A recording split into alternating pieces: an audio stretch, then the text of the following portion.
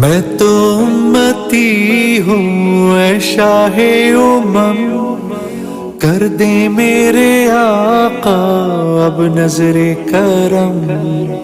میں تو امتی ہوں اے شاہ امم، کر دے میرے آقا اب نظر کرم۔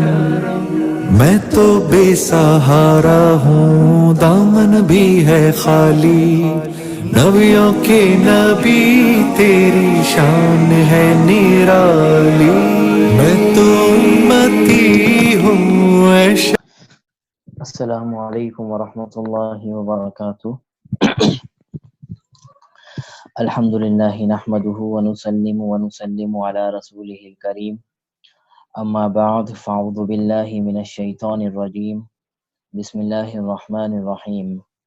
قال اللہ تبارک وتعالی قل اعوذ برب الفلق من شر ما خلق ومن شر غاسق اذا وقب ومن شر النفاثات في العقد ومن شر حاسد إذا حسد۔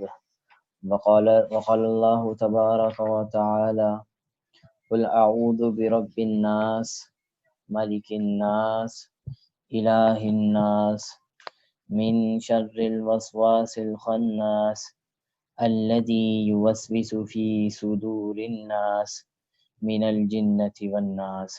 صدق الله العظيم۔ وقال النبي صلى الله عليه وسلم لا يدخل الجنة قاطع، أو كما قال عليه الصلاة والسلام۔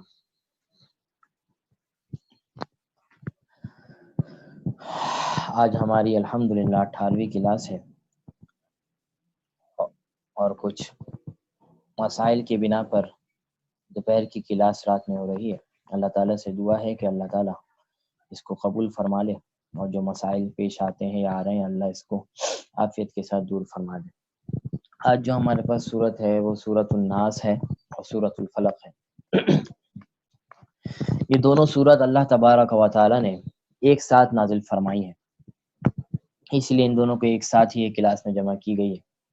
یہ سورت مدنیہ ہے، یعنی ہجرت کے بعد نازل ہوئی ہے۔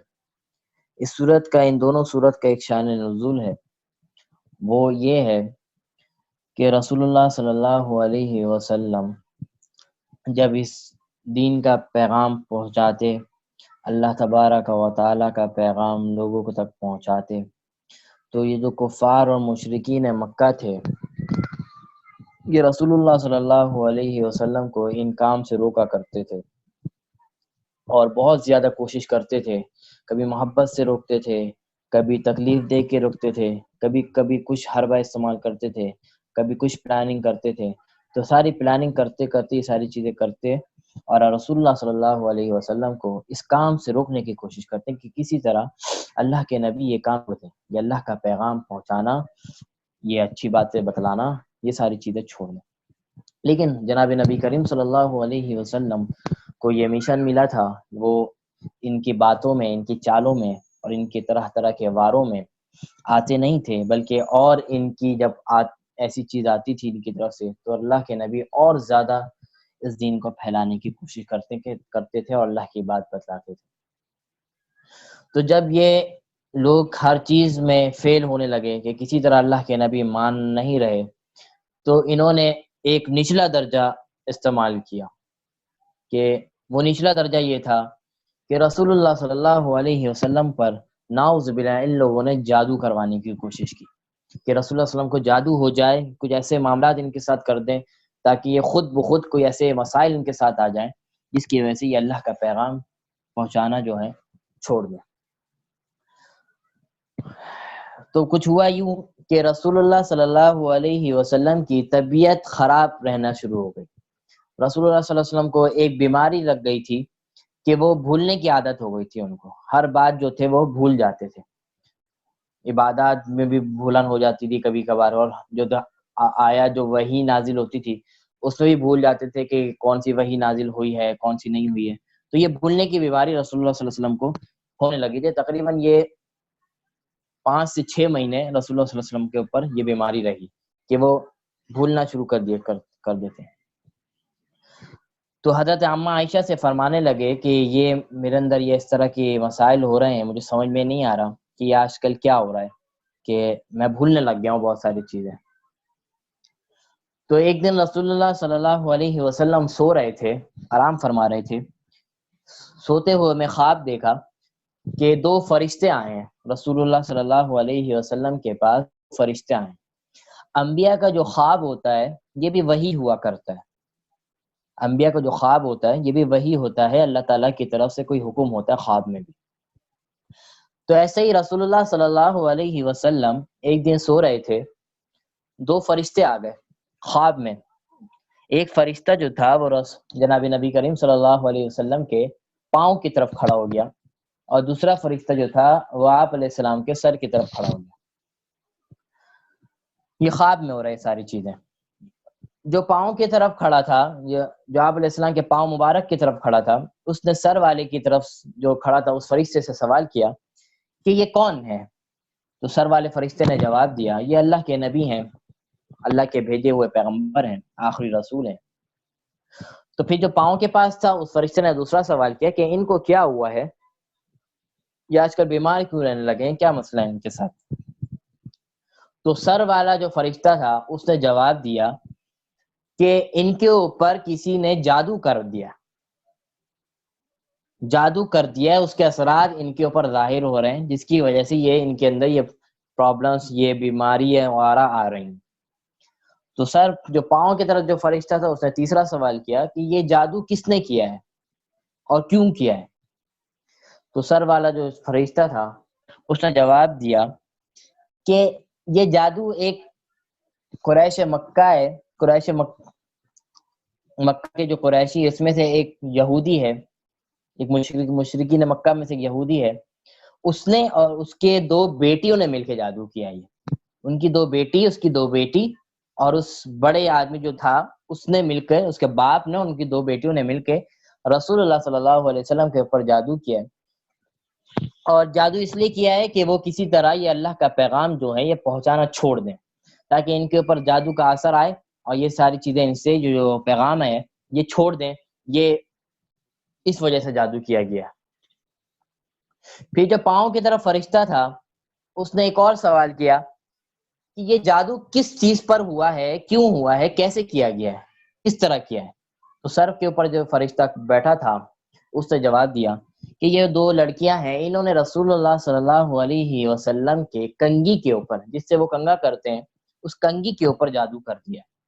اور وہ ایک کنگھی یہاں سے دور ایک کنواں ہے، وہ کنواں میں ایک پتھر کے نیچے دبا کے رکھی ہوئی ہے، وہاں پر یہ رسول اللہ صلی اللہ علیہ وسلم کی کنگھی ہے، اور اس کنگھی کے اوپر جادو کیا گیا ہے، جس کا اثر جو آپ علیہ السلام کے اوپر ظاہر ہو رہا ہے۔ تو یہ مکالمہ فرشتوں کا یہ خواب میں ہوا رسول اللہ کے، اور رسول اللہ صلی اللہ علیہ وسلم یہ مکالمہ جو تھا یہ سن رہے تھے خواب کے اندر۔ اتنے میں آپ علیہ السلام کی آنکھ کھل گئی، آنکھ مبارک کھل گئی، وہ اٹھے تو اما عائشہ کو بلایا اور بتایا کہ میں نے ایسا ایسا خواب دیکھا ہے کہ دو فرشتے میرے خواب میں آئے ہیں، تو ایسے سے ان کا مکالمہ ہوا، آپس میں بات چیت ہوئی ہے، تو بات یہ ہے کہ مجھ پہ کسی دو لڑکیوں نے جادو کر دیا ہے، اور وہ میری کنگھی کے اوپر جادو کیا گیا ہے، اور وہ کنگھی ایک دور کنواں ہے، وہاں پر ایک پتھر کے نیچے دبائی ہوئی ہے۔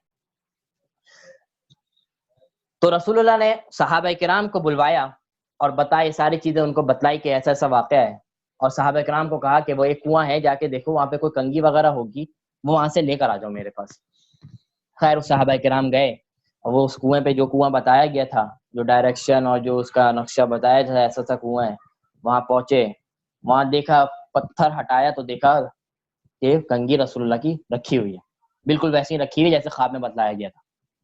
وہ کنگھی صحابہ کرام آپ علیہ السلام کے پاس لے کر آئے، تو اس کنگھی کے جو دانے تھے، کنگھی میں جو دانے ہوتے ہیں جس سے ہم کنگھا کرتے ہیں اس میں دانے ہوتے ہیں، تو اس کی تعداد جو تھی وہ 11 تھی، 11 کنگھی آ گئی، اور ہر دانے کے اوپر ایک دھاگے سے کچھ نہ کچھ بندھا ہوا تھا، ہر دانے کے اوپر کچھ نہ کچھ دھاگے کا بندھا ہوا تھا، ایک گھٹان لگی ہوئی تھی ہر دانے پر، ہر دانے کے اوپر الگ الگ۔ تو اتنے میں حضرت جبریل علیہ السلام آ گئے، یہ دو صورتیں لے کر، سورۃ الناس اور سورۃ الفلق لے کر آپ علیہ السلام کے سامنے یہ دونوں صورتیں لے کر آئے۔ اب آپ دیکھیں کہ سورۃ الفلق اور سورۃ الناس ہم دیکھیں اس کے اندر کتنی آیتیں ہیں ٹوٹل؟ قل اعوذ برب الفلق ایک آیت ہو گئی، من شر ما خلق دوسری آیت، ومن شر غاسق اذا وقب تین آیت، ومن شر النفاثات فی العقد چار آیت، ومن شر حاسد اذا حسد کتنی ہو گئی؟ 5۔ اب آ جائیں سورۃ الناس کے اندر، قل اعوذ برب الناس 5 ادھر تھی، یہ ایک ملا دیں تو کتنا ہو گیا؟ 6، مالک الناس 7، الہ الناس 8 ہو گئی، من شر الوسواس الخناس 9 ہو گئی، الذی یوسوس فی صدور الناس 10 ہو گئی، من الجنۃ والناس 11 آیتیں ہو گئی۔ تو کنگھی کے اوپر جو دانے تھے وہ بھی 11 تھے، جو اللہ تبارک و تعالی نے جو سورت نازل فرمائی، اس سورت کی آیتیں بھی کتنی ہے ملا لیں تو 11 بنتی ہے۔ جناب نبی کریم صلی اللہ علیہ وسلم نے پڑھا اعوذ باللہ من الشیطان الرجیم بسم اللہ الرحمن الرحیم قل اعوذ برب الفلق۔ ایک آیت جیسے ہی پڑھا تو وہ جو دانے کے اوپر جو پہلا دانہ تھا اس کے اوپر جو گٹھان بنا ہوا تھا، نوٹ بنا ہوا تھا دھاگے سے، وہ جیسے ہی یہ آیت پڑھی گئی وہ فوراً خود بخود سے کھل گیا۔ اسی طرح دوسری آیت پڑھی تو دوسرا دانہ بھی کھل گیا، اسی طرح تیسری، چوتھی، پانچویں، چھٹی، ساتویں، پھر سورۃ الناس، ایسے کر کے دونوں صورتیں جو تھیں وہ پڑھی آپ علیہ السلام نے، تو ہر آیت پڑھتے پڑھتے وہ دانہ کے جو گٹان تھی وہ کھلتی گئی کھلتی گئی کھلتی گئی، اور پورا جو کنگھی کے دانے تھے وہ پورے جو تھے نوٹ اس کے بعد سارے کھل گئے۔ جب کھل گئے تو آپ علیہ السلام کے اوپر جو وہ اثر تھا بیماری کا، جو آپ علیہ السلام کو بھولنے کی بیماری ہو گئی تھی یا دوسری بیماریاں ہو گئی تھی، وہ فوراً سے وہ اثر آپ علیہ السلام کے اوپر کیا ہو گیا؟ ہٹ گیا، اتر گیا۔ تو یہ سورۃ الناس اور سورۃ الفلق کا کیا تھا؟ یہ شان نزول تھا۔ اب اس سورت اور سورۃ الناس کے شان نزول سے ایک بات یہ معلوم ہوتی ہے کہ یہ جو جادو ٹونا ہوتا ہے یہ بھی حق ہے، یہ لوگ کرواتے ہیں، کرتے ہیں، کوئی کسی جیلس میں یا کسی معاملے میں اگر کوئی یہ کہتا ہے کہ جادو کے کوئی تصور نہیں ہے، جادو وغیرہ کچھ ہوتا نہیں ہے، تو ان کو ہم جواب دیں گے کہ جب نبی کریم صلی اللہ علیہ وسلم کے اوپر جادو ہو گیا، وہ اتنے بڑے ہستی، اتنی بڑی ہستی پر جب جادو ہو گیا تو ہم کیا چیز ہے؟ تو ہم پہ بھی جادو اور یہ ساری چیزیں ہو سکتی ہیں، کوئی ایسی بعید بات نہیں ہے۔ تو جادو بھی اسلام کا حصہ ہے، لوگ کرتے ہیں ایک دوسرے کے اوپر، یہ کوئی ایسی بات نہیں ہے کہ جس کا کوئی تصور نہ ہو کہ جادو کچھ ہوتا نہیں ہے، بلکہ ہوتا ہے۔ جناب نبی کریم صلی اللہ علیہ وسلم کے اوپر خود جادو ہوا ہے، تو اس کا کیا مطلب ہے؟ تو ہم پر بھی ہر کسی پر جادو ہو سکتا ہے۔ تو اس سورت جب نازل ہوئی تو رسول اللہ نے فرمایا کہ یہ سورت سورۃ الناس اور سورۃ الفلق ہے، یہ جادو کے لیے بہت کارآمد ہے۔ اگر کسی کے اوپر جادو وغیرہ ہو جائے یا کسی کے اوپر اس طرح کا حملے ہو جائے تو ان کو سورۃ الفلق اور سورۃ الناس پڑھ کے ان کو پھونکا جائے، اس کے اوپر دم کیا جائے، انشاءاللہ اس کی برکت سے وہ جو اس کے اوپر جادو کا اثر ہے وہ ختم ہو جائے گا۔ اور اس کے علاوہ رسول اللہ نے فرمایا جو شخص صبح شام ان دو صورتوں کا نام معوذتین ہے، تو رسول اللہ نے حدیث میں آتا ہے، رسول اللہ نے فرمایا کہ جو شخص ان صورتوں کا صبح شام پڑھنے کا اپنا معمول بنائے گا، اللہ تبارک و تعالی ان کو اس چیزوں سے، ان جادو ٹونوں سے، ان چیزوں سے اللہ تعالیٰ اس کی حفاظت فرمائیں۔ تو ہمیں چاہیے کہ ہم صبح شام ان دونوں صورتوں کا اپنا معمول بنائیں، 3 مرتبہ دونوں صورتیں، اور کوشش کریں کہ چاروں کل پڑھ لیں۔ اگر چاروں کل نہیں تو کم از کم یہ 2 صورتیں تو لازمی پڑھ لیں صبح اور شام۔ تمام خواتین اپنے بچوں پہ ہی پڑھ کے پھونک دیں، مرد حضرات ہوں یا خواتین ہوں، جو بھی ہوں، سب یہ صورتیں اپنے اوپر پڑھنے کے بعد اپنے اوپر دم کر لیں، اپنے اوپر پھونک وغیرہ مار لیں۔ یہ رسول اللہ کے حدیث ہے باقاعدہ، یہ کسی بزرگ کا وظیفہ نہیں بتا رہا، ہم کسی بزرگ کے وظیفے پہ تو فوراً عمل کر لیتے ہیں، یہ رسول اللہ کا خود بتایا ہوا وظیفہ ہے۔ وہ فرماتے ہیں کہ یہ دونوں صورتیں پڑھا کرو، اس سے اللہ تعالیٰ ان چیزوں سے حفاظت فرمائیں گے۔ تو قل اعوذ برب الناس، اس کی آیت کے ترجمے کو بھی آپ غور کریں تو بڑی جامع خیز آیت ہے، اس سے پتہ چلے گا کہ اللہ تبارک و تعالیٰ کس طرح ہم اللہ سے کن کن چیزوں سے اللہ سے پناہ مانگ رہے ہیں۔ قل اعوذ برب الفلق، قل اعوذ برب الفلق، اے اللہ کے نبی، اے اللہ کے نبی کہہ دیں اعوذ برب الفلق، میں پناہ مانگتا ہوں کس چیز سے؟ صبح کے رب کی۔ صبح کا جو رب ہے یعنی اللہ تبارک و تعالیٰ، اصل بات یہ ہے، یہ عربی جملے کی فصاحت اور بلاغت میں ایسے جملے آتے ہیں کہ ڈائریکٹ نام نہیں لیا جاتا، اس سے تعلق والی چیزوں سے نام لیا جاتا ہے تاکہ، لیکن اس کا لنک جو ہے وہ اللہ کی طرف ہی ہوتا ہے۔ قل اعوذ برب الفلق، میں پناہ مانگتا ہوں صبح کے رب کی، یعنی کس کی؟ اللہ تبارک و تعالیٰ کی۔ من شر ما خلق، ہر اس شر کی جس کو اللہ تبارک و تعالیٰ نے پیدا فرمایا، ہر اس برائی سے میں پناہ مانگتا ہوں جس کو اللہ تبارک و تعالیٰ نے پیدا فرمایا۔ برائیوں کا پیدا کرنے والا بھی اللہ ہے اور اچھائیوں کا پیدا کرنے والا بھی اللہ ہی ہے۔ وَمِن شَرِّ غَاسِقٍ إِذَا وَقَبَ، اور ہر اس برائی سے جو اندھیرے میں آتی ہے، جو اندھیرے میں جو بھی برائیاں انسانوں کے اوپر یا کسی اور کے اوپر آتی ہیں، ان برائیوں سے بھی اللہ تعالیٰ سے کیا کرنا ہے؟ پناہ مانگی جا رہی ہے۔ وَمِن شَرِّ النَّفَّاثَاتِ فِي الْعُقَدِ، اور ہر اس برائیوں سے، ہر اس شر سے جو پھوکے مارتے ہیں، یعنی یہاں سے پھوکے مارنے سے مراد وہی دو لڑکیاں ہیں جو رسول اللہ صلی اللہ علیہ وسلم کی کنگھی کے اوپر جادو کرتے ہوئے پھوکے مار رہی تھیں، اس کی طرف اشارہ ہے، اور فرمایا کہ میں پناہ مانگتا ہوں ہر ان لوگوں سے جو اس طرح کے جادو وغیرہ کرتے ہیں، پھوکے مارتے ہیں کسی چیزوں پر۔ آگے فرمایا وَمِن شَرِّ حاسد اذا حسد، اور میں پناہ مانگتا ہوں کس چیز سے؟ حسد کرنے والوں سے۔ میں پناہ مانگتا ہوں کن لوگوں سے؟ جو حسد کرتے ہیں۔ من شر حاسد اذا حسد، جب وہ حسد ان کے ظاہر ہو جائے، ایسی حسد کرنے والوں سے کیا مانگتا ہوں؟ پناہ مانگتا ہوں۔ یہ تو تھا سورۃ الفلق کا ترجمہ۔ اب آ جائیں سورۃ الناس کے اوپر۔ قل اعوذ برب الناس، اے اللہ کے نبی آپ کہہ دیجئے میں پناہ مانگتا ہوں لوگوں سے، برب الناس، لوگوں کے رب سے۔ یہاں پہ یہ فرمایا قل اعوذ برب الناس، میں پناہ مانگتا ہوں لوگوں کے رب سے۔ تو یہ بھی رب، لوگوں کا رب کون ہے؟ اللہ تبارک و تعالی ہے۔ تو اللہ سے ہم کیا مانگتے ہیں؟ پناہ مانگتے ہیں۔ کس چیز کے بارے میں پناہ مانگتے ہیں؟ مالک الناس، جو لوگوں کے بڑے بڑے پیشوا ہیں، جو بڑے بڑے لوگوں کے جو بڑے ہیں، وہ لوگ، ان لوگوں سے کیا مانگتے ہیں ہم؟ اللہ سے پناہ مانگتے ہیں۔ لوگوں کے بادشاہ کی پناہ مانگتے ہیں، الہ الناس، اور لوگوں کے معبود کی، اللہ کے جو کو چھوڑ کے جو دوسرے معبود ہیں لوگوں نے بنائے ہوئے، ان معبودوں سے ہی پناہ مانگتے ہیں، اور اپنے رب سے بھی پناہ مانگتے ہیں، یا اللہ ان ساری چیزوں سے ہمیں کیا بچا، ان سب سے بچانا۔ من شر الوسواس الخناس، من شر الوسواس الخناس، ہر اس چیز سے میں پناہ مانگتا ہوں جو لوگوں کے ذہنوں میں وسوسے آتے ہیں اور جو چھپ کر حملے کرتے ہیں، جو چھپ کر، جو چھپی ہوئی چیز ہوتی ہے ہمیں نظر نہیں آتی، ان چیزوں سے، اور لوگوں کے جو وسوسے ہوتے ہیں دوسروں کے بارے میں، یا اللہ اس کی بھی میں کیا مانگتا ہوں؟ پناہ مانگتا ہوں۔ الذی یوسوس فی صدور الناس، اس میں بھی یہ فرمایا کہ جو لوگوں کے دلوں میں جو خیالات آتے ہیں برائیوں کے ایک دوسرے کے لیے، تو یا اللہ میں پناہ مانگتا ہوں کہ یا اللہ ان خیالات سے، جو دوسروں کی جو پلاننگ کرتے ہیں دوسروں کو تکلیف پہنچانے کی، یا اللہ ان خیالات سے بھی کیا مانگتا ہوں؟ میں پناہ مانگتا ہوں۔ آگے فرما دیا من الجنۃ والناس، من الجنۃ والناس، اور یا اللہ میں پناہ مانگتا ہوں جنوں سے بھی اور انسانوں میں سے بھی، کیونکہ جن بھی اس طرح کے کام کرتے ہیں، تکلیف پہنچاتے ہیں، تو یا اللہ میں جنوں سے بھی پناہ مانگتا ہوں، اور والناس، اور لوگوں سے بھی پناہ مانگتا ہوں۔ تو یہ سورۃ الفلق اور سورۃ الناس کا ترجمہ تھا۔ تو جب ایسے کوئی اس کے پڑھنے کا ہمیں کیا کرنا چاہیے؟ روزانہ معمول بنانا چاہیے۔ بڑی مجرب وظیفہ ہے، یہ پڑھیں گے تو انشاءاللہ اللہ تبارک و تعالی ان چیزوں سے اللہ تعالی کیا کریں گے؟ حفاظت فرمائیں گے۔ آپ نے ترجمہ بھی سنا، تو ترجمے کے اندر بھی ساری یہی چیزیں کہ اللہ یہ جو برائیاں ہیں ان سب سے اللہ مجھے کیا رکھ؟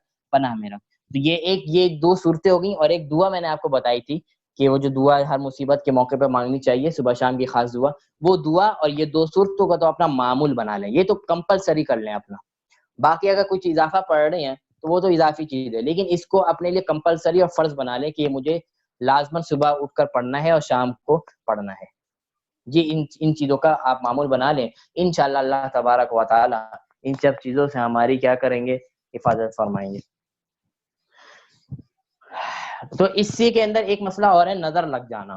نظر لگنا بھی حق ہے، حدیث میں آتا ہے العین حق، کہ نظر بھی لگ جاتی ہے، نظر لگنا حق ہے۔ اور رسول اللہ نے فرمایا کہ نظر ایسی خطرناک چیز ہے کہ یہ نظر انسان کو قبر کے گھڑے تک پہنچا دیتی ہے، قبر کے گھڑے تک پہنچا دیتی ہے۔ اور ایک حدیث میں آتا ہے رسول اللہ نے فرمایا یہ نظر جو ہے تقدیروں کو بھی بدل دیتی ہے، تقدیروں کو بھی تبدیل کر دیتی ہے، کہ تقدیر کے بارے میں جو نظر ایسے لگاتے ہیں تو تقدیریں بھی بدل جاتی ہیں۔ اور اس موقع پہ بھی اگر یہ صورت کا ہم معمول بنا کے رکھیں تو انشاءاللہ ان سب چیزوں سے بھی اللہ تعالی ہماری کیا کریں گے؟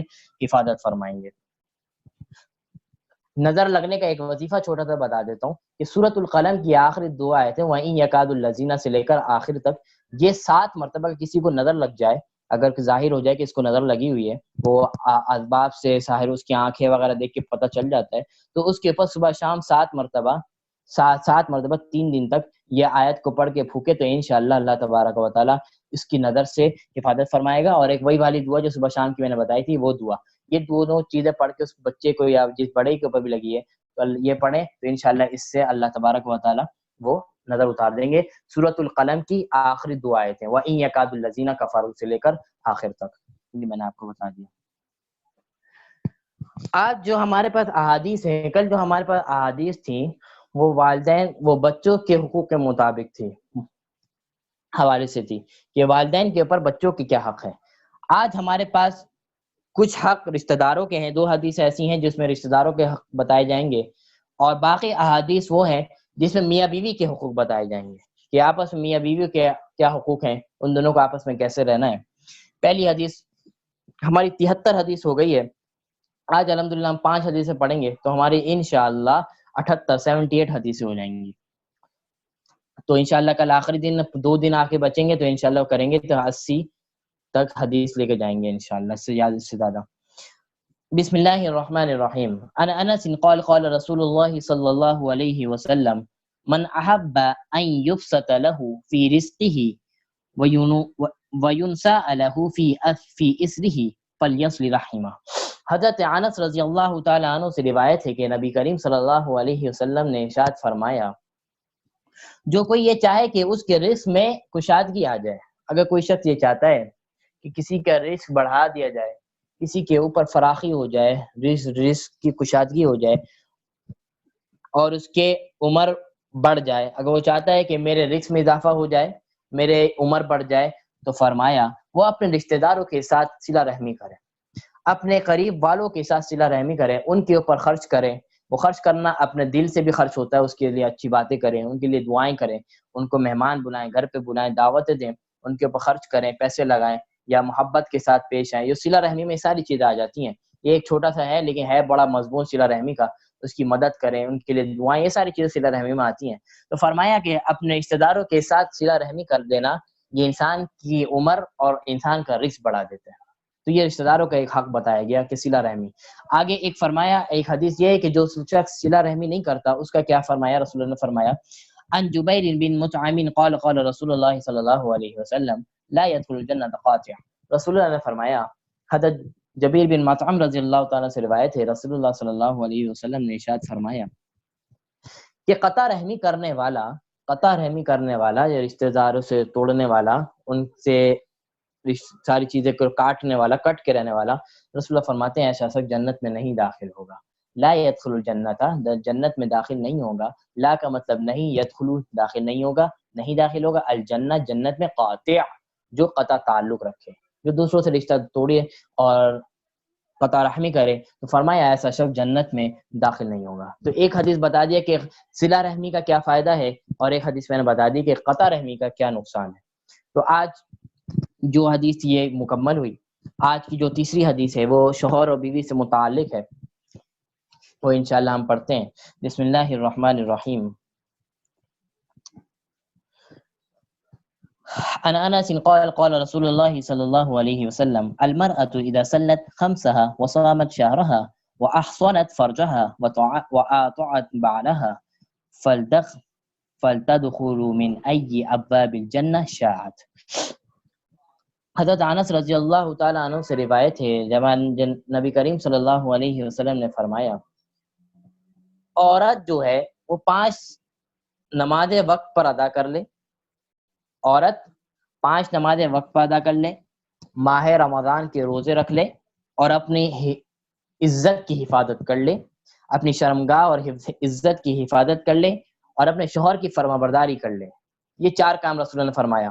عورت 5 وقت کی پابندی کی نماز پڑھ لے زندگی بھر، اس کے علاوہ ماہ رمضان جب بھی اس کے اوپر آئے وہ رمضان کے روزے رکھے، اپنی عزت کی، اپنی پاک دامنی کی حفاظت کرے، اور اپنے شوہر کی اطاعت کر لے، فرمانبرداری کر لے۔ رسول اللہ نے فرمایا کہ قیامت کے دن جس دروازے سے جنت میں جانا چاہے چلی جائے۔ کتنی بڑی بشارت میرے نبی نے فرمایا کہ یہ 4 کام کر لے عورت، قیامت کے دن اس عورت کو کہا جائے گا یہ سارے 8 دروازے ہیں، جس دروازے سے تمہیں جنت میں جانا ہے چلی جاؤ۔ کتنی بڑی فضیلت والی بات آ گئی۔ صرف 4 کام ہے، نماز پڑھنا ہے، روزے رکھنے ہیں، اپنی حفاظت کرنی ہے شرمگاہوں کی، اپنی پاک دامنی کی حفاظت کرنی ہے، اور اپنے شوہر کی اطاعت کرنی ہے۔ رسول اللہ نے فرمایا ایسی عورت سے کہا جائے گا کہ جس دروازے سے جنت میں جانا چاہتی ہو چلی جاؤ۔ کتنی بڑی بشارت کی بات ہے۔ اللہ تبارک و تعالی ہماری عورتوں کو اس پر عمل کرنے والا بنا۔ آج کی ایک اور حدیث، چوتھی حدیث، عن ام سلمہ قال رسول اللہ صلی اللہ علیہ وسلم ایما امرأة ماتت وزوجها انها راض دخلت الجنہ۔ بڑی شاندار حدیث، حضرت ام سلمہ رضی اللہ تعالی عنہ سے روایت ہے، رسول اللہ صلی اللہ علیہ وسلم نے فرمایا جو عورت اس حال میں دنیا سے جائے، عورت کا انتقال ہو اور وہ اس حال میں ہو کہ اس کا شوہر اس سے راضی ہو، ایک عورت کا انتقال ہوا اور اس حالت میں اس کا انتقال ہو کہ اس کا شوہر جو تھا اس سے راضی تھا، تو فرمایا کیا فرمایا؟ تو وہ رسول اللہ فرماتے ہیں تو ایسی عورت کیا کہاں جائے گی؟ جنت میں جائے گی، فوراً جنت میں جائے گی۔ جو شخص جس عورت کا انتقال ہوا اور اس کا شوہر راضی تھا، تو فرمایا ایسی عورت کہاں جائے گی؟ جنت میں جائے گی۔ تو اس کا مطلب یہ ہے کہ وہ جو سارے نماز روزے اور یہ چیز بھی ہونی چاہیے، اور یہ چیز بھی، یہ اگر فرائض اور یہ چیز رکھ لی جائے تو انشاءاللہ عورت کہاں چلی جائے گی؟ جنت میں آرام سے چلی جائے گی۔ تو اس کی جو تشریح پہلے والی حدیث میں آ گئی، فرمایا کہ روزے رکھ لے، نماز پڑھ لے، اپنی پاک دامنی کا خیال رکھ لے اور اپنے شوہر کی فرمانبرداری کر لے، کہا جائے گا قیامت کے دن جس دروازے سے جنت میں جانا چاہو چلی جاؤ۔ یہ تو تھی کچھ عورت کے حقوق کے متعلق۔ اب اس کے اندر فرمانبرداری میں عورت کے حقوق کیا ہیں مردوں کے اوپر اور کیا ہے یہ ساری چیزیں، وہ سب عورتوں کو الحمدللہ معلوم ہوتی ہیں۔ اب جو حدیث ہے اتنا بتایا جائے گا کہ مردوں کو عورت کے ساتھ کیسا ہونا ہے۔ عن ابی ہریرہ رضی اللہ تعالی عنہ قال قال رسول اللہ صلی اللہ علیہ وسلم لا يفرق مؤمنا مؤمنة ان کرہ منها خلقا رضی منها آخر۔ حضرت ابو ہریرہ رضی اللہ تعالی عنہ سے روایت ہے، رسول اللہ صلی اللہ علیہ وسلم نے فرمایا کوئی ایمان والا شوہر اپنی مومنہ بیوی سے نفرت نہیں کرتا، کوئی ایمان والا شوہر اپنی مسلمان بیوی سے نفرت نہیں کرتا، اگر اس کو کوئی عادت ناپسندیدہ ہو تو دوسری عادت اس کے لیے پسندیدہ ہوتی ہے۔ تو اس میں فرمایا کہ ہر ایک عورت جو ہے، اس سے سبق کیا مل رہا ہے اس حدیث سے؟ اس سے یہ کہ ایک عورت ہے، اس کی شادی ہوئی، اب اس کے اندر بہت ساری، ہر کوئی پرفیکٹ تو نہیں ہوتا، کسی کے اندر کوئی نہ کوئی خرابی بھی ہوتی ہیں، اچھائیاں بھی ہوتی ہیں۔ یہ بھی انسان کے حسن ہے کہ اگر ساری اچھائیاں ہوں تو پھر فرشتہ بن جائے وہ، لیکن وہ فرشتہ نہیں، انسان ہے، تو انسانوں کے اندر اچھائیاں بھی ہوتی ہیں، برائیاں بھی ہوتی ہیں۔ تو رسول اللہ نے فرمایا کہ اگر کسی عورت میں کوئی برائی ہے تو کسی عورت میں، اس عورت میں کوئی اچھائی بھی تو ہوگی نا۔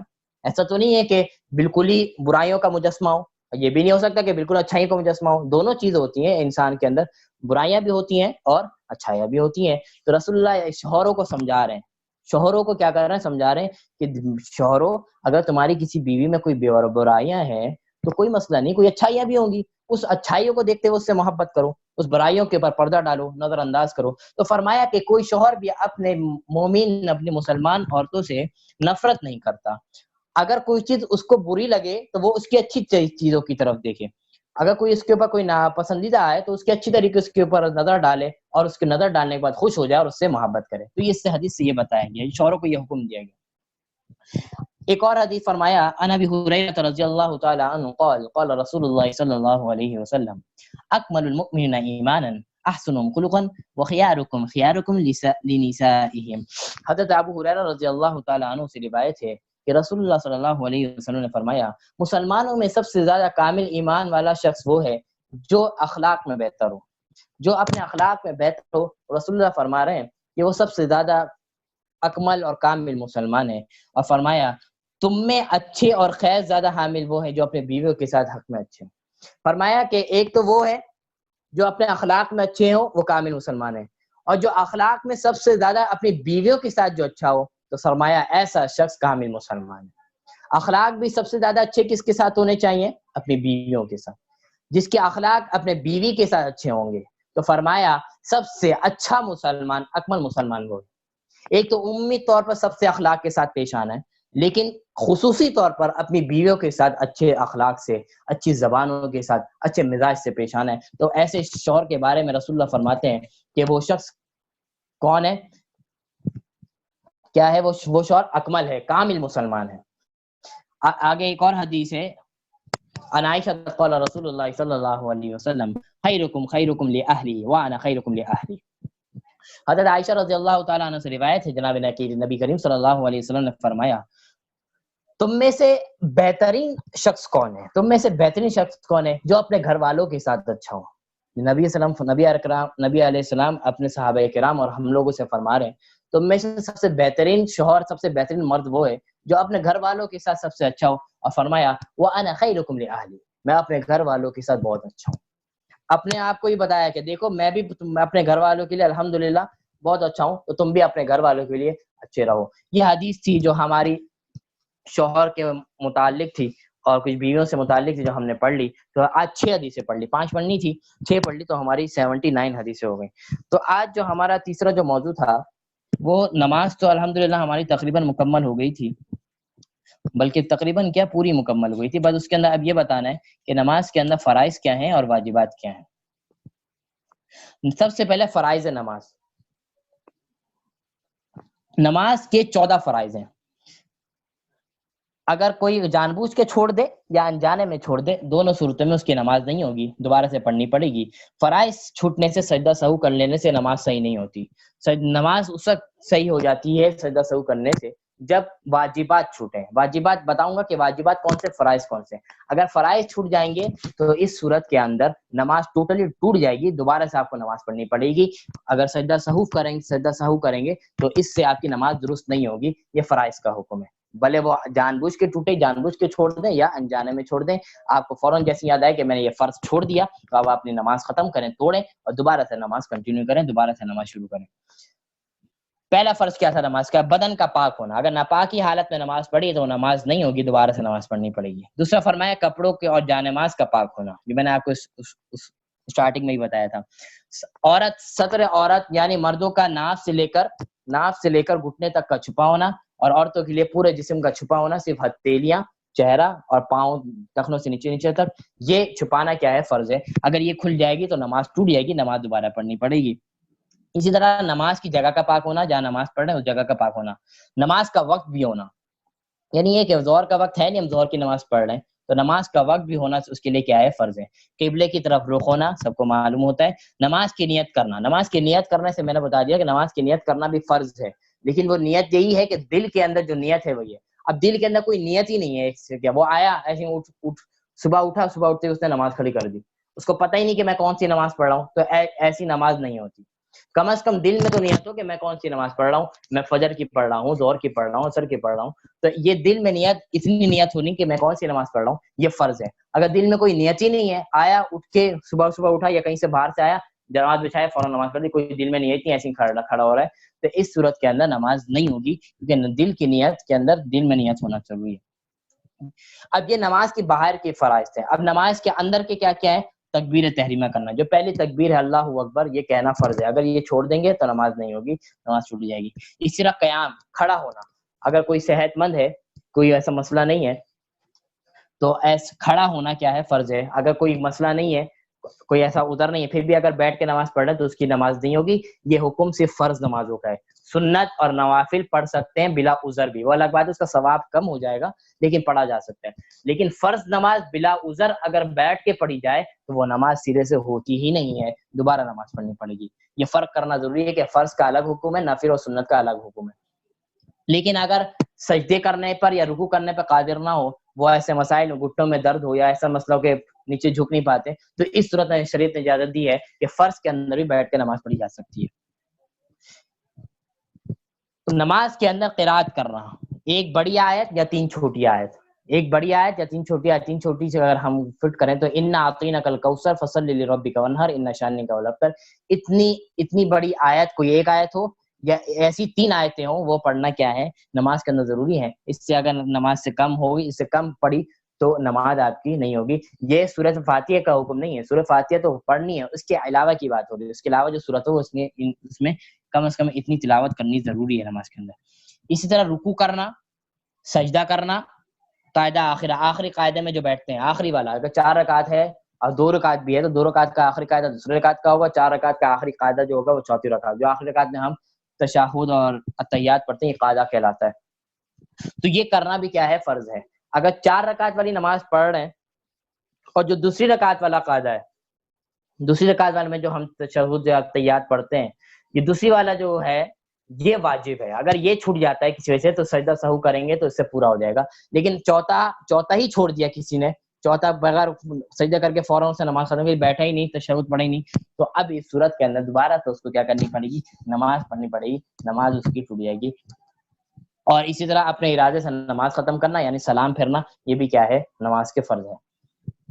یہ نماز کے فرائض تھے جس کے اندر اگر کوئی بھی جان بوجھ کے انجانے میں چھوٹ گیا تو دونوں صورتوں میں آپ کی نماز نہیں ہوگی، دوبارہ سے پڑھنی پڑے گی۔ اب واجبات نماز، واجبات نماز کتنی ہے؟ فرمایا الحمد پڑھنا، الحمدللہ سورۃ الفاتحہ پڑھنا یہ کیا ہے؟ واجب ہے۔ اگر یہ چھوٹ گئی تو آخر میں اگر ہم سجدہ سہو کر لیں گے اس کے اوپر تو ہمارا جو ہے کیا ہو جائے گا؟ نماز ٹھیک ہو جائے گی سورۃ فاتحہ پڑھنے پر۔ لیکن اگر کسی نے جان بوجھ کے چھوڑی ہے تو اب اس صورت کے اندر دوبارہ سے نماز پڑھنی پڑے گی۔ واجبات کا مسئلہ یہ ہے کہ اگر بھول سے چھوٹ جائے تو سجدہ سہو کرنے سے نماز درست ہو جاتی ہے، اور اگر واجب جان بوجھ کے چھوڑ دیا تو اس صورت میں سجدہ سہو سے نہیں ہوتی صحیح، بلکہ دوبارہ سے نماز پڑھنی پڑتی ہے۔ تو پہلا فرمایا سورۃ الفاتحہ پڑھنا اور اس کے ساتھ کوئی سورت ملانا، یہ دونوں چیزیں کیا ہیں؟ واجب ہے۔ اور کتنی سورت ہونی چاہیے، کتنی آیتیں ہونی چاہیے، وہ میں نے اوپر بتلا دیا۔ فرض کی پہلی 2 رکعتوں کے اندر کیا کرنا؟ قراءت کرنا۔ پہلی 2 رکعت جو ہے فرض کی اس کے اندر قراءت کرنا کیا ہے؟ واجب ہے۔ اگر کوئی چھوڑ دیتا ہے تو سجدہ سہو کرے گا، سجدہ سہو کر لیا تو نماز ہو جائے گی، اور اگر جان بوجھ کے سے چھوڑا ہے تو سجدہ سہو کرنے کے باوجود بھی اس کی نماز درست نہیں ہوگی۔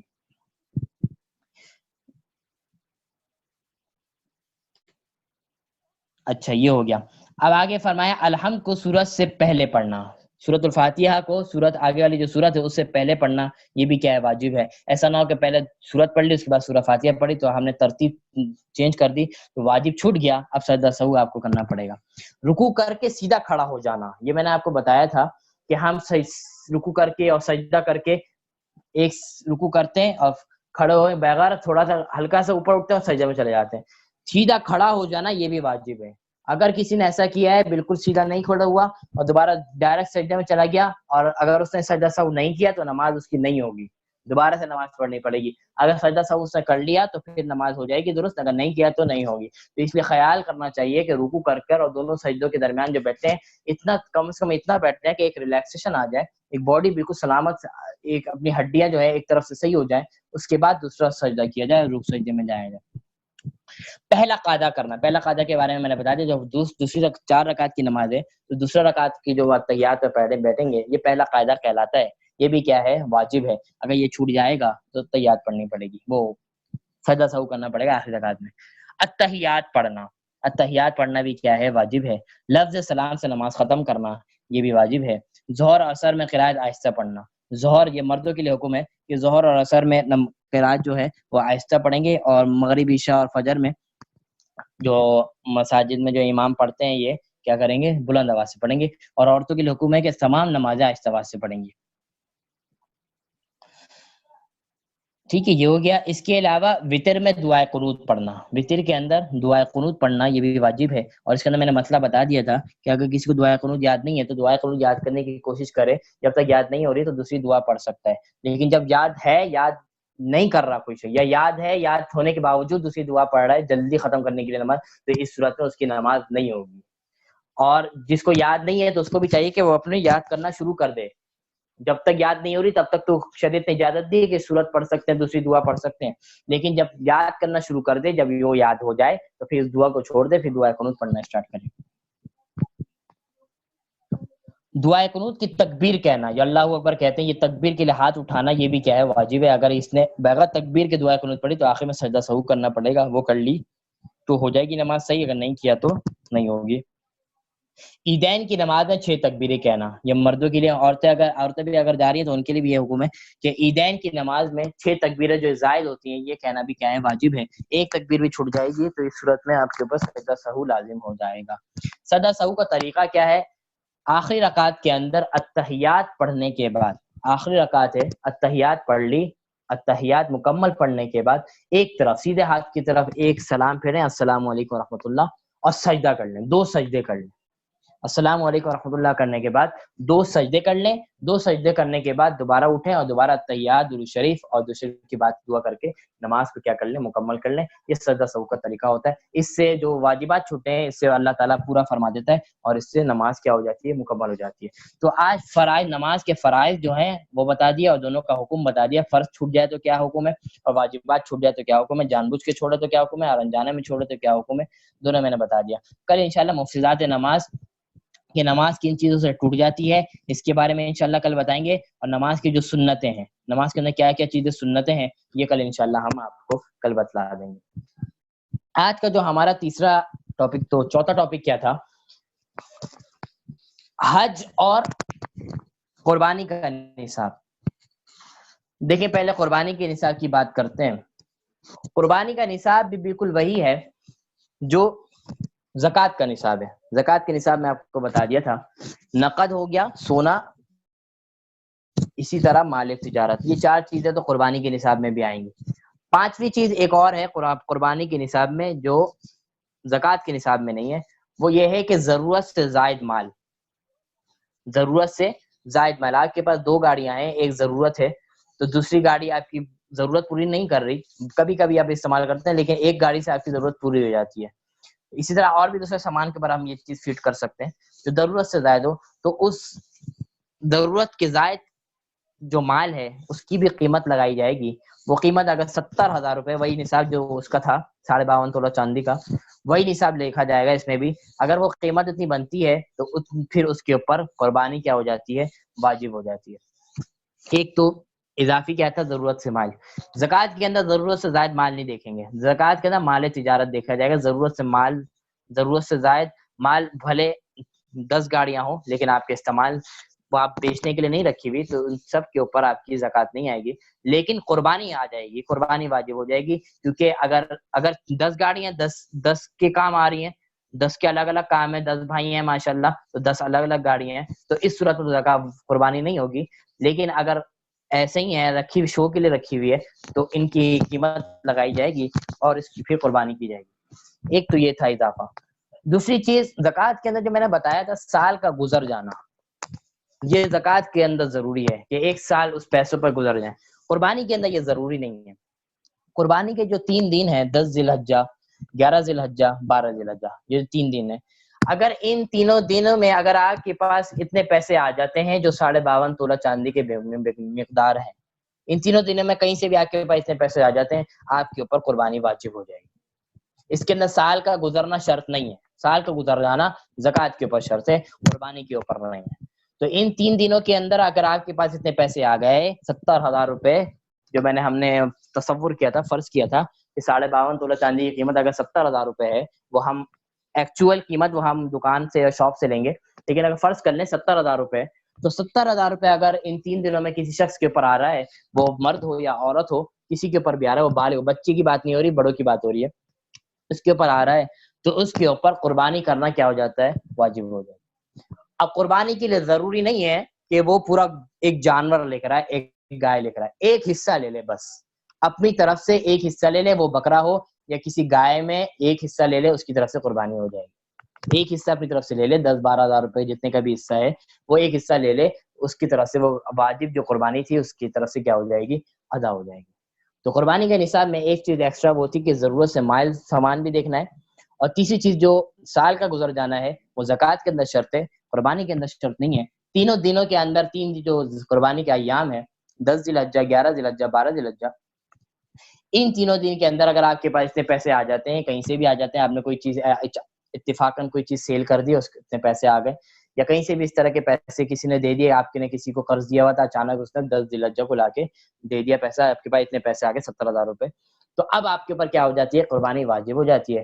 اب آپ کو ایک حصہ لینا ضروری ہے، کسی طرح ایک حصہ لے لیں، یہ ہے قربانی کا نصاب۔ اس کے علاوہ اگر اس کے اوپر کوئی سوال وغیرہ ہو، پوچھنا ہو تو آپ پوچھ سکتے ہیں، کوئی ایسے مسئلے کی بات نہیں ہے۔ میں نے امپورٹنٹ جو موٹی موٹی باتیں تھی وہ آپ کو میں نے بتا دی نصاب۔ آج کو جو 5ویں چیز تھی وہ تھا صدقۃ الفطر۔ صدقۃ الفطر، صدقۃ الفطر بھی اس کے اوپر واجب ہوتا ہے جس کے اوپر زکوٰۃ واجب ہو جاتی ہے۔ جس کے اوپر زکوٰۃ واجب ہے اس کے اوپر صدقۃ الفطر بھی واجب ہے۔ صدقۃ الفطر میں بھی ایک اضافی چیز ہے، وہ یہ ہے کہ ضرورت سے زائد مال۔ زکوٰۃ کے اندر تو یہ شرط نہیں ہے ضرورت سے مال زائد کا، لیکن صدقۃ الفطر میں ضرورت سے زائد مال ہے، کسی کے پاس اتنے پیسے تو نہیں ہے لیکن ضرورت سے زائد مال ہے، اس کے پاس بڑی بڑی LCDیاں لگی ہوئی ہیں یا بڑی بڑی گاڑیاں کھڑی ہوئی ہیں، تو وہ ضرورت سے زائد مال ہے۔ یا بہت زیادہ کپڑے ہیں، اس کی ضرورت 6 کپڑے 10 جوڑوں سے ہو جاتی ہے، لیکن اس نے 50 کپڑے رکھے ہوئے ہیں، تو یہ 50 ایکسٹرا جو کپڑے رکھے ہیں یہ بھی ضرورت سے زائد مال کے اندر شمار ہوگا. آپ کے پاس 2 گھڑی، ایک گھڑی آپ یوز کرتے ہیں استعمال کے لیے، ایک گھڑی سے آپ کے استعمال پورا ہو رہا ہے، آپ کے پاس 2 گھڑی ایکسٹرا رکھی ہے اور قیمتی گھڑی ہے تو اس کی بھی قیمت لگائی جائے گی. آپ کے پاس 2-3 موبائل ہیں، ایک موبائل سے آپ کی ضرورت پوری ہو رہی ہے، 2-3 موبائل آپ نے ایسے شوق میں رکھے ہوئے، ایسے ہی رکھے ہوئے، تو اس موبائل کی بھی قیمت لگائی جائے گی. یہ صرف کس میں ہے؟ قربانی کے اندر بھی یہ ہے اور صدقۃ الفطر میں. زکوٰۃ کے اندر یہ نہیں ہے. زکوٰۃ کے اندر جب تک بیچنے کی نیت نہ ہو تب تک اس کے بعد زکوٰۃ نہیں آئے گی. تو صدقۃ الفطر سب جس کے اوپر زکوٰۃ واجب ہے، یعنی جس کے پاس 70,000 روپے ہے اس کے اوپر صدقۃ الفطر بھی کیا ہے؟ واجب ہے ہر سال. یہ تو واجب ہے. لیکن صدقۃ الفطر مستحب سب کے اوپر ہے. سب کے اوپر مستحب ہے کہ کوئی بچہ ہے تو اس کے اوپر بھی ضروری ہے کہ جو بچہ پیدا ہو گیا اس کے اوپر بھی آ جائے گا، باپ اس کی طرف سے ادا کرے. اس کے علاوہ جو بھی لوگ ہیں، جب بچے چھوٹے چھوٹے ہیں تو باپ کے اوپر ہے کہ سب کی طرف سے ادا کر دیں. مستحب ہے ان لوگوں کے بچوں کے اوپر، واجب نہیں ہے. واجب اسی کے اوپر ہے جس کے اوپر کیا ہے؟ جو زکوٰۃ کا مالک ہے. لیکن مستحب سب کے اوپر، کیونکہ اس صدقۃ الفطر کی اگر کم سے کم قیمت کتنی ہے؟ اگر اس دور کی اگر لگائی جائے 120 روپے، 120 روپے، 2.25 گندم، جو 2.25 کلو گندم جو اس کی قیمت 120 روپے آج متعین ہوئی ہے اس سال. تو 120 روپے دینا کس کے لیے مشکل ہے؟ آج ہمارا نوجوان روزانہ 120 کے 200 300 روپے کھا لے جائے. تو 120 روپے اگر نکال دینا کوئی ایسی بڑی بات نہیں ہے.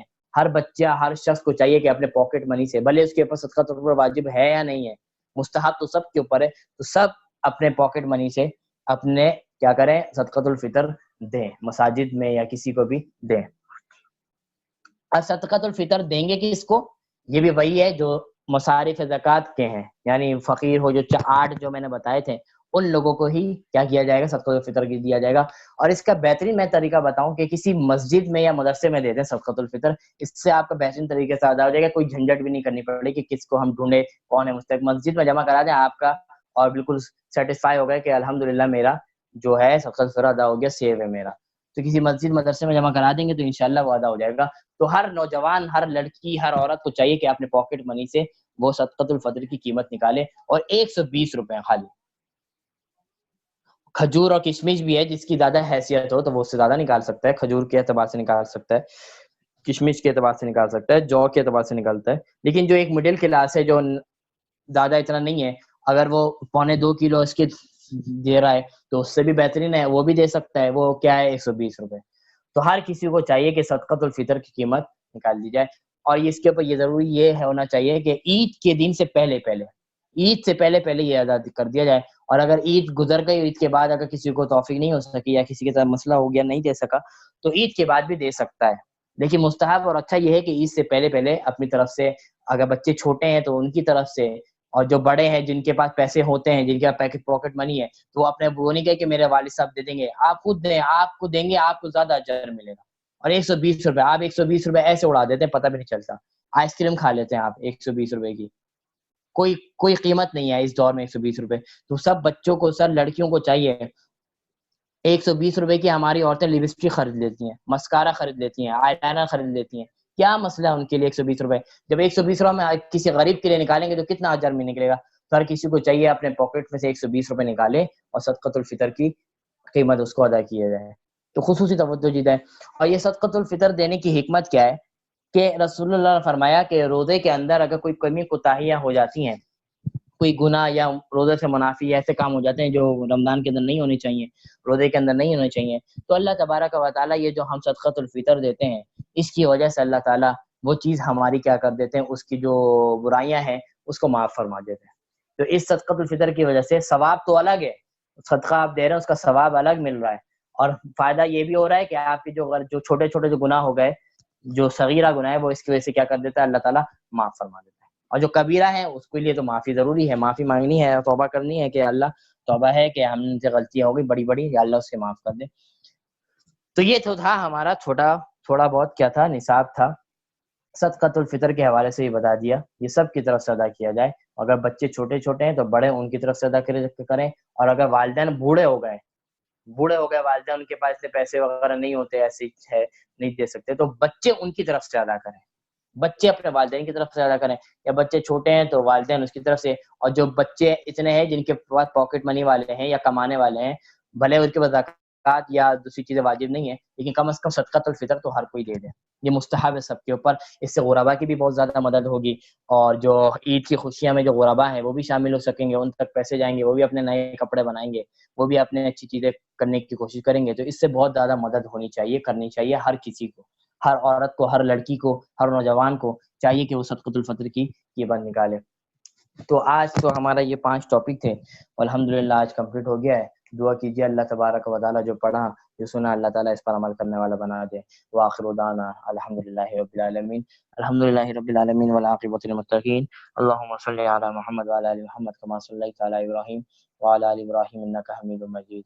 اللهم بارک علی محمد وعلی آل محمد كما بارکت علی ابراہیم وعلی آل ابراہیم انک حمید مجید.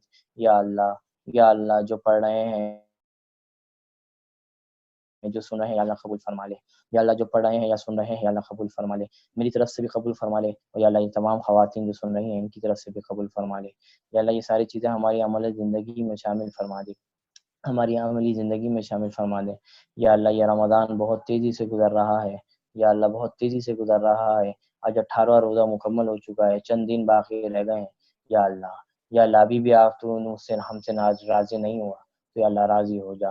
یا اللہ راضی ہو جا. یا اللہ رمضان ہمارے اوپر سے ایسے نہ گزرے کہ تو ناراض ہو. یا اللہ ہمارا رمضان ہم سے ایسے گزر جائے جیسے تو راضی ہو. تو راضی ہونے کی حالت میں ہم اپنا رمضان کو رخصت کریں. یا اللہ ہمیں معاف فرما. رمضان کی برکتیں یا اللہ نازل فرما، رمضان کی رحمتیں یا اللہ نازل فرما. ہمارے بوڑھوں پہ نازل فرما، ہمارے بچوں پہ نازل فرما، ہمارے بھائی بہنوں پہ نازل فرما، ہمارے خاندان والوں پہ نازل فرما، ہمارے والدین و اساتذہ پہ نازل فرما. یا اللہ ہمارے دوستوں پہ نازل فرما. یا اللہ ہمارے دوستوں پہ نازل فرما.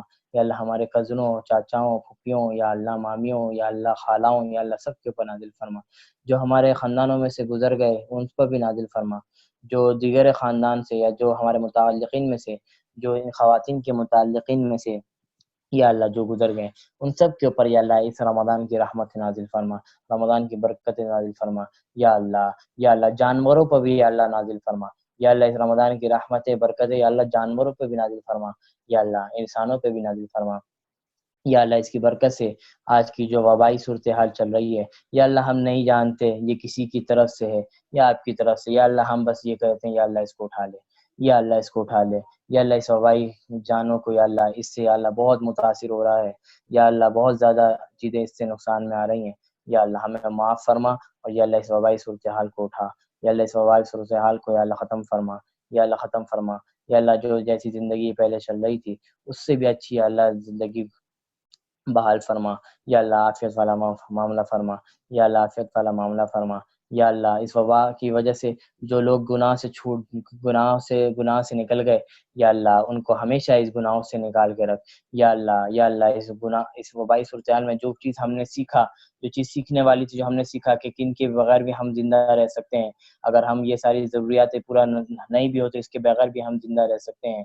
یا اللہ یہ ساری زندگی ہمارے ساتھ شامل فرما. یا اللہ ہمارے ساتھ شامل فرما. یا اللہ ہمیں معاف فرما. یا اللہ ہمیں معاف فرما.